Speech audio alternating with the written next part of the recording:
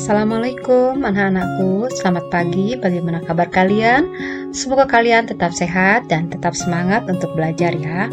Anak-anak, hari ini kita sudah masuk ke tema 2, subtema 2, pembelajaran 1, bekerja sama mencapai tujuan. Nah, siapkan buku catatannya dan kita awali pembelajaran ini dengan mengucapkan bismillah. Semoga pembelajaran ini selalu dipermudah oleh Allah Subhanahu wa Ta'ala. Anak-anak, pembelajaran hari ini bertujuan yaitu untuk setelah kalian membaca teks perjuangan pertahankan kemerdekaan Indonesia, nanti diharapkan kalian mampu mengidentifikasi ciri-ciri kalimat efektif pada teks tentang semangat persatuan, dan kalian juga dapat menuliskan peristiwa penting tentang semangat persatuan kesatuan menggunakan unsur 5W dan 1H. Masih ingat kan? Kemudian kalian juga mampu menyebutkan makna upaya mempertahankan kemerdekaan melalui peta pikiran. Juga nanti kalian setelah kalian mengamati informasi, pengamatan dan menggali informasinya dari berbagai sumber, kalian diharapkan mampu mengidentifikasi ciri-ciri hewan berdasarkan habitatnya. Yuk kita mulai belajar ya. Nah, perhatikan teks berikut ini. Perjuangan mempertahankan kemerdekaan Indonesia. Indonesia merdeka pada tahun 1945. Ini merupakan perjuangan yang sangat susah untuk diraihnya dengan perjuangan para pahlawan kita.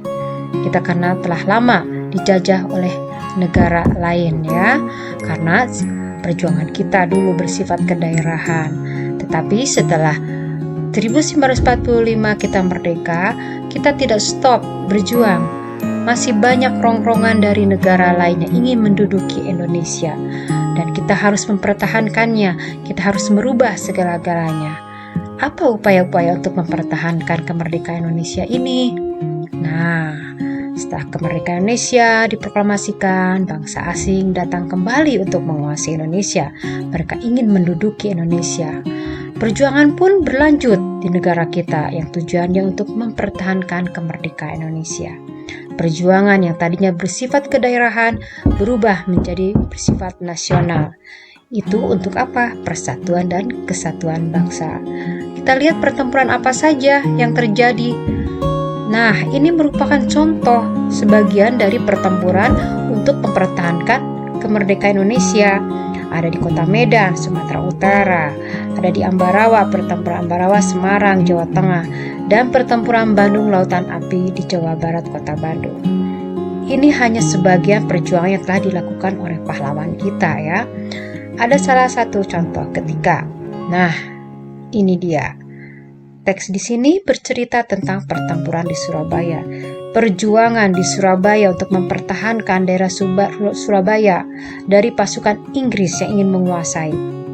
Kalian bisa lihat, kalian bisa simak, bisa baca di sini perjuangannya bagaimana ya. Kalian bisa menggali informasinya.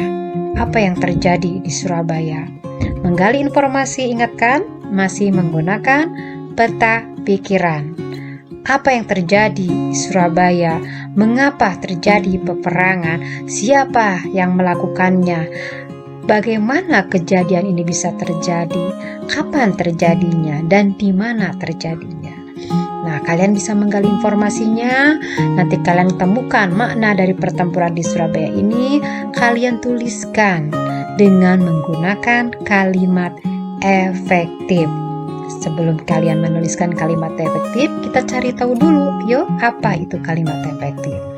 Kalimat efektif adalah kalimat yang memiliki susunan sesuai dengan kaidah bahasa Indonesia yang tercantum dalam PUB, Pedoman Umum Ejaan Bahasa Indonesia.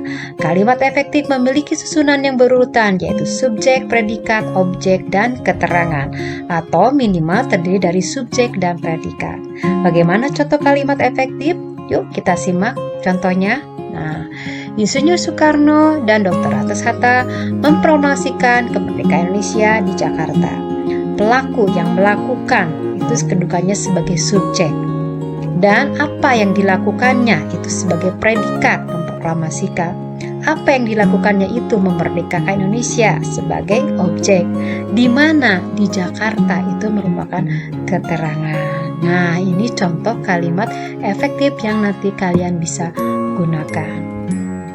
Kita manusia bisa mempertahankan kemerdekaan itu dengan berjuang. Tidak hanya manusia untuk mempertahankan itu. Ternyata makhluk hidup yang lain seperti tumbuhan dan hewan juga perlu mempertahankan habitatnya. Kita amati yuk, apa yang terjadi di sini? Nah, lihat. Ini adalah hewan yang sering ada di sekitar kita. Mereka mempunyai ciri-ciri khusus, mempunyai ciri-ciri yang berbeda di antara hewan satu dengan yang lain.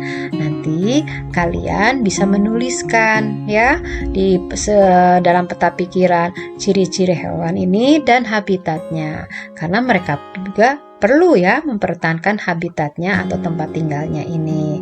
Seperti apa? Nah, lihat peta pikirannya. Nah, ya, kalian tuliskan masing-masing dari binatang tersebut. Nah, ciri-ciri hewan yang ada di sini tentu berbeda-beda.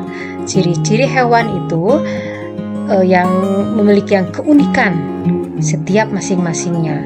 Keunikan, ciri khusus pada hewan ini. Kita lihat ciri khusus hewan, maksudnya keunikan dari hewan ini. Nah, ini lihat. Ini ada cecak. Dia mempunyai ciri khusus. Ciri khususnya apa? Kalian pernah melihat cecak kan? Punya lidah yang panjang. Dia juga kalau diserang musuhnya, dia memotongkan ekornya yang disebut dengan autotomi. Jadi ciri khusus ini berguna juga untuk melangsungkan kehidupannya, mencari makan, dan mempertahankannya dari musuh. Kemudian kita lihat ciri khusus dari ikan. Dia memiliki insang sehingga dia bisa berenang di air. Kemudian ada bebek. Dia bisa berenang tanpa tenggelam karena di selaputnya ciri khususnya ada di kakinya dia berselaput kakinya. Dan kalau berenang dia tidak basah karena bulunya dilapisi oleh bulu lapis minyak seperti minyak ya. Nah, itu merupakan ciri khusus. Ada banyak lagi ciri khusus yang dimiliki oleh hewan.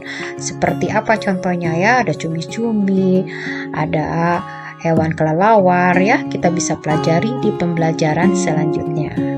Nah, anak-anak, pembelajaran hari ini kita simpulkan kita telah mempelajari makna upaya mempertahankan kemerdekaan. Kita juga mempelajari ciri-ciri kalimat efektif dan kita juga mengetahui ciri-ciri dan habitat hewan. Semoga pembelajaran ini dapat kalian pahami ya. Dan apabila ada yang belum paham, silahkan kalian boleh bertanya ya. Boleh japri, boleh apapun kalian bertanya kepada Bu Guru. Nah, anak-anak, semoga kalian tetap semangat belajar dan kalian tetap sehat. Jangan lupa itu ya. Kita lanjutkan lagi pembelajaran selanjutnya besok dan sampai berjumpa lagi dengan Ibu di pembelajaran berikutnya. Terima kasih.